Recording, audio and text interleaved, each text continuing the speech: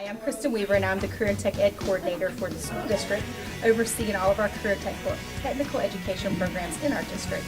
And today we just wanted to give you an overview of what all of our programs are about, so that you can have a deeper understanding and just a better acknowledgement of what students are doing and what they're learning, and how the real comes into play even in the high school.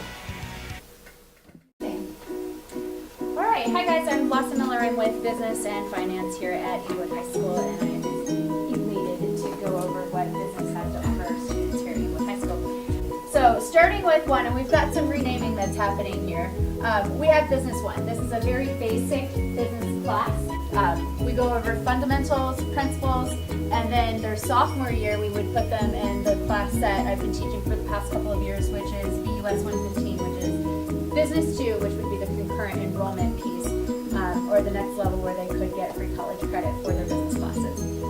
What I'd really like to start seeing get moving off the ground is a Business 3 level, which is essentially entrepreneurship. It is where I walk them through how to create a business plan and how to pitch that plan to potential investors and the Small Business Administration.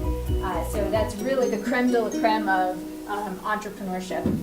This is a really cool opportunity. Tax Help Colorado is a great program. I need a fall and spring commitment. So that is really currently the only thing in this whole projected course offering, that is a year-long commitment. So it's an internship where they never have to leave the building. They're getting an industry certification. They're getting concurrent enrollment for it.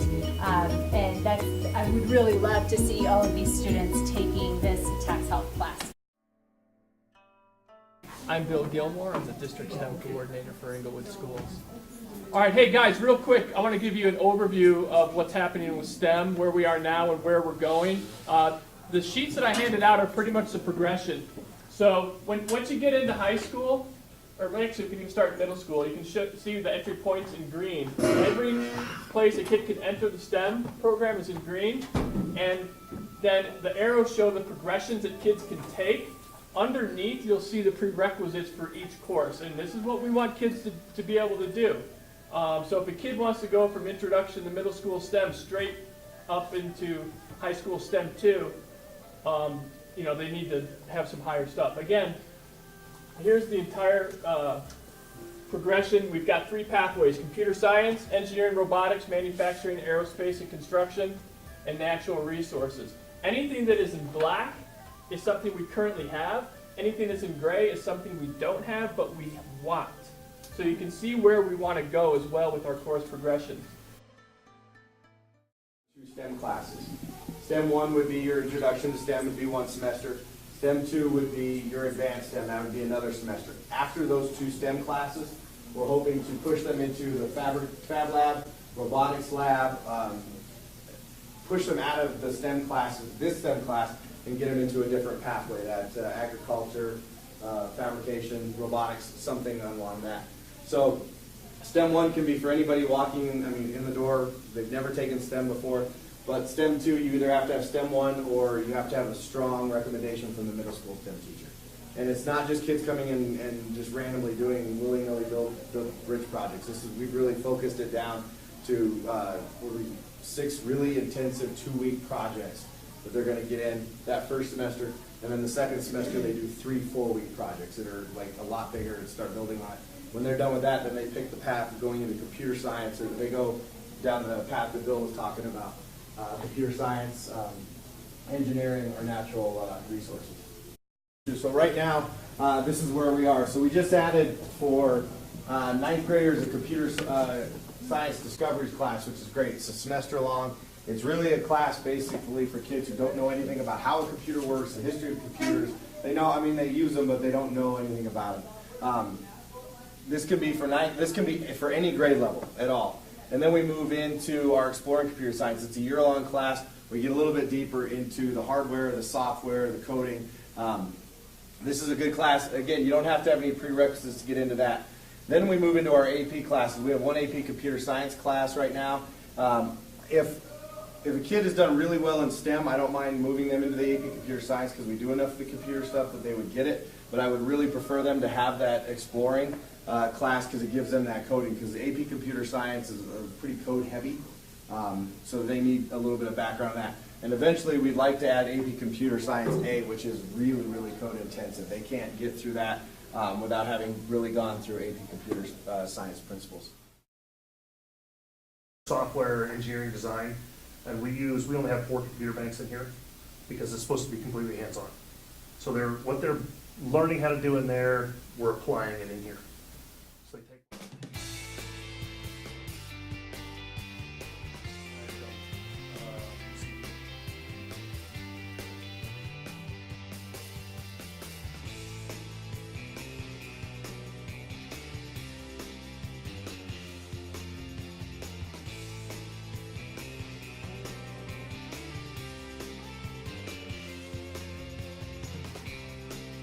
wide.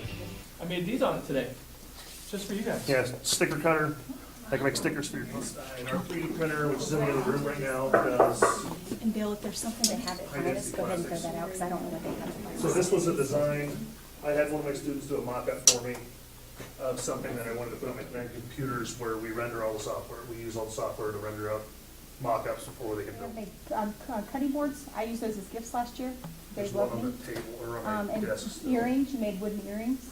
Earrings, So other cutting things besides boards. your typical, you know. Yeah, it's just small stuff for fundraising. We're doing the fundraising so we can do our our vehicle. Welding's the big one. Metalwork is a lot more dangerous too, so metalwork is usually second time taking a class. So they have like skills working and knowing that some of these tools are dangerous and to be careful and mindful of what they're using. I'm Carla Shops. I run the broadcast journalism department with a little bit of web design. So we do offer digital multimedia, and that's for incoming 9th graders. That's a chance for the kids to come in and figure out, do I want to go into STEM lab, learn all about computers, or do I like the writing part and want to learn how to design a website? We do beginning web design, so it is a little bit of a taste of what they do in STEM, but they get a week of Python, they get a week of JavaScript, so they really get an idea of, do I like any of this coding stuff? But they get to design a website too and do a lot of the really creative stuff, make pages and do some really cool things like that. Cinema Studies has been added to our CTE course. That is not simply a movie course. So some of the movies that we show give them a little touchstone about what's going on in the real world. How do we analyze this movie and its bigger consequences in the real world? Yearbook design. This last year we added some really cool new things to the yearbook, and it wasn't just grab pictures, write something, throw it in there. We actually took them to a couple of conferences so that the kids had a chance to understand that this is an art form.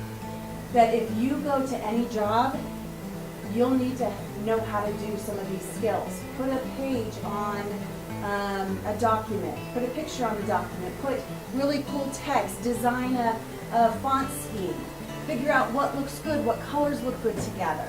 But broadcast journalism, they're running the board, they're doing some audio, they're doing some interviews, and they get those skills right away, but they get to run the newscast.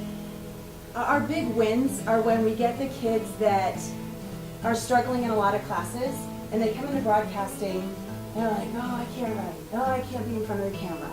And then we realize, oh my gosh, you've got the headspace to be able to direct a show, push all the buttons, figure out what's going on with this camera and this piece of video coming in. And journalism won the Pirateer, journalism 2, and then they have a chance to do a concurrent enrollment, journalism 3, JOU 106, with Arapahoe Community College. We are an award-winning program. We absolutely love what the kids do.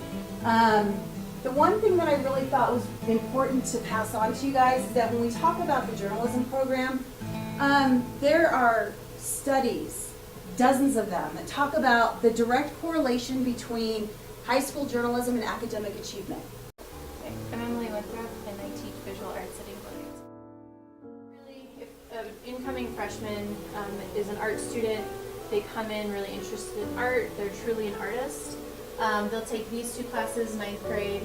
They might take art and multimedia 10th grade, advanced drawing or painting 10th grade, and that frees them up to take 2 years of AP. This is nice. This AP art class is a portfolio building class, so when they leave EHS as a senior, they have this huge body of work. To this point, their junior and senior year, if they're able to take AP, it's very individualized. I don't give them projects like in the beginning classes. It's more like, what are you interested in learning about? What do you want to explore within your art world? And how can I help? So they're really on their own, and I'm just there to kind of facilitate in what they need and help them out.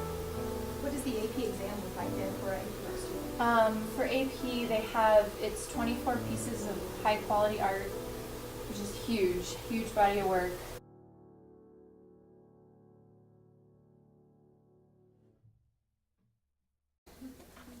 Okay, so we are going to start with, for those of you that don't know me, I'm Sarah Davis. I am the Family and Consumer Science teacher. Primarily I do a lot of culinary arts, but I also do Family and Consumer Science core. So catering, there are no prerequisites for catering.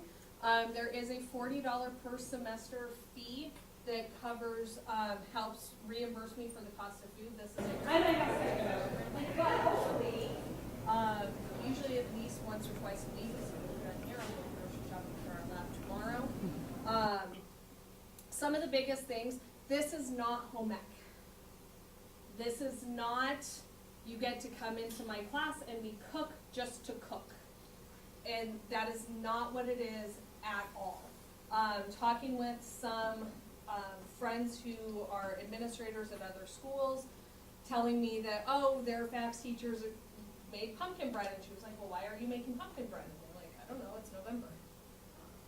And so everything that we do within catering has a purpose, and it's learning cooking methods. What does it mean to bake? What is the definition of baking? What do we bake?